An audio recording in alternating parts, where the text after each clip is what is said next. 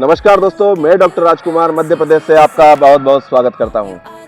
आज हमारे साथ मौजूद है डॉक्टर कौसर। तो डॉक्टर कौसर, आपका बहुत बहुत स्वागत है हमारे चैनल पर। क्यों? और जो हमारी डॉक्टर साहब हैं, इन्होंने जो महत्वपूर्ण ज्ञान हासिल किया है, इनका बहुत अच्छा काम है। वो जो फील्ड है वो है मास्टाइटिस, थनैला। जिस तरह की आजकल हम डॉक्टर साहब देख रहे हैं कि जो थनैला है वो एक बहुत ज़्यादा इकोनॉमिक लॉस का कारण बन रहा है।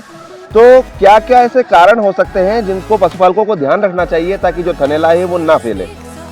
जैसे कि सर हम जानते हैं मास्टाइटिस यानी थनैला रोग, जिसको हिंदी में थनैला बोला जाता है, उसमें जो अडर रहता है, पशु का जो अडर है उसमें सूजन आ जाती है। और सूजन आ जाने के कारण क्या होता है, एक तो उसमें दूध के थक्के बनने लगते हैं शुरुआती दिनों में, फिर आगे चल के उसमें खून आने लगता है, धीरे धीरे दुग्ध उत्पादन जो है वो घटता चला जाता है और कहीं ना कहीं पशु मालिक को बहुत ज़्यादा आर्थिक हानि का सामना करना पड़ता है। तो इसका मुख्य कारण अधिकतर ये जो है, जो रिसेंटली जने होते हैं पशु, उनमें ज़्यादा ये समस्या सामने आती है, क्योंकि वो जाकर मिट्टी वाली ज़मीन पे बैठ जाते हैं। क्योंकि जैसे ही पशु जनता है तो क्या होता है कि थन की जो ओपनिंग होती है वो थोड़ी वाइड हो जाती है, चौड़ी हो जाती है। तो उसके थ्रू जो मिट्टी में जब वो बैठता है, हार्ड सरफेस पे बैठता है, तो इन्फेक्शन अंदर जाने के चांसेस बहुत ज़्यादा बढ़ जाते हैं और जो कहीं ना कहीं पशु मालिक को बहुत आर्थिक हानि देते हैं, क्योंकि उससे सीधे ही दुग्ध उत्पादन घट जाता है। और अगर ये लंबे समय तक इस पर अगर हम ध्यान नहीं देते तो कहीं ना कहीं ये आगे चलकर उसके थनों को खराब कर देता है पूरी तरह, और धीरे धीरे पशु दूध देना बिल्कुल बंद कर देता है और वो धीरे धीरे आगे चल के पशु मालिक के लिए वो पशु अनुपयोगी होता चला जाता है। और जो थनैला रोग है, इसको अगर हमने शुरुआती दिनों में इसका इलाज नहीं किया तो ये कहीं ना कहीं परमानेंट डैमेज कर देता है, पशु के थन को पूरी तरह से डैमेज कर देता है। तो देखिए दोस्तों, जो थनैला होता है वो इस तरह से आर्थिक नुकसान पहुंचाता है।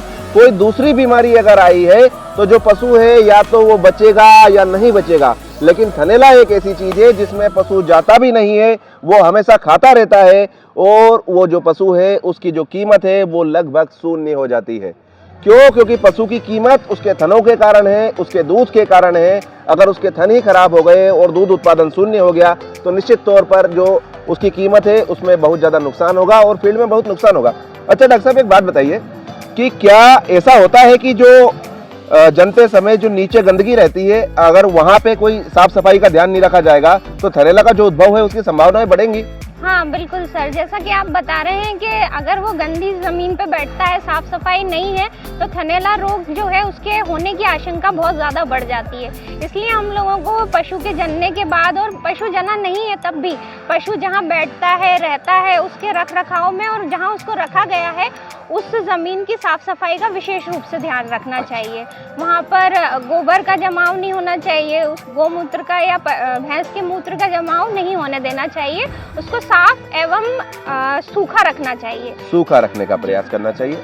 अच्छा मुझे ये बताइए डॉक्टर साहब कि क्या अगर किसी डेयरी फार्म में एक पशु को थनैला हो गया तो क्या दूसरे पशु को इसके फैलने की संभावना ज्यादा रहती है? हाँ, इतना कॉन्टेजियस तो नहीं होता है सर, लेकिन ये है कि अगर हमने ध्यान नहीं दिया तो ये डेफिनेटली स्प्रेड हो सकता है। अच्छा, और जैसे फील्ड में एक ये चीजें पहुंची जाती है कि जैसे ही थन सूजता है, उस पर सूजन आती है, तो गर्म पानी से उसको सिकाव किया जाता है, तो क्या ये उचित होता है शुरुआती दौर में? नहीं, बिल्कुल नहीं सर। शुरुआती दिनों में तो क्या है, सूजन बढ़ रही होती है, उस टाइम सिकाव हमें बिल्कुल नहीं करना चाहिए। उससे स्थिति और ज्यादा बिगड़ सकती है। मतलब जो गर्म पानी से सिकाव वाला मामला जो है वो पहले 2-3 दिनों में नहीं करना चाहिए। नहीं करना चाहिए सर। और शुरुआत में ही उसका इलाज ही सबसे महत्वपूर्ण पॉइंट है उसमें, कि आप शुरुआत के दिनों में इलाज करवाएं, क्योंकि अगर शुरुआत के दिनों में इलाज नहीं होता है और बीमारी आगे गंभीर रूप ले लेती है तो फिर बहुत दिक्कत होती है हमें उसको वापस रिवर्स करने में।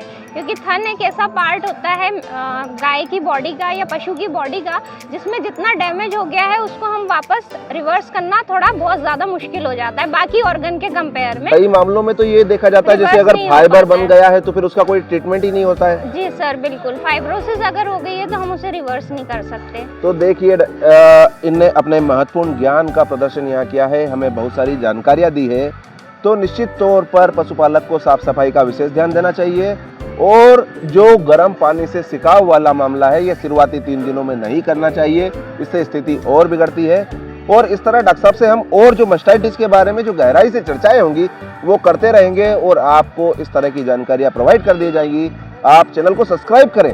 डॉक्टर साहब बार बार उसमें बताएंगे कि किस तरह से मास्टाइटिस ठीक हो सकती है और अन्य बीमारियों के बारे में भी हम सारे डॉक्टर से यहाँ और नई नई जानकारियां देंगे। बहुत बहुत धन्यवाद आपका डॉक्टर साहब। Thank you so much sir.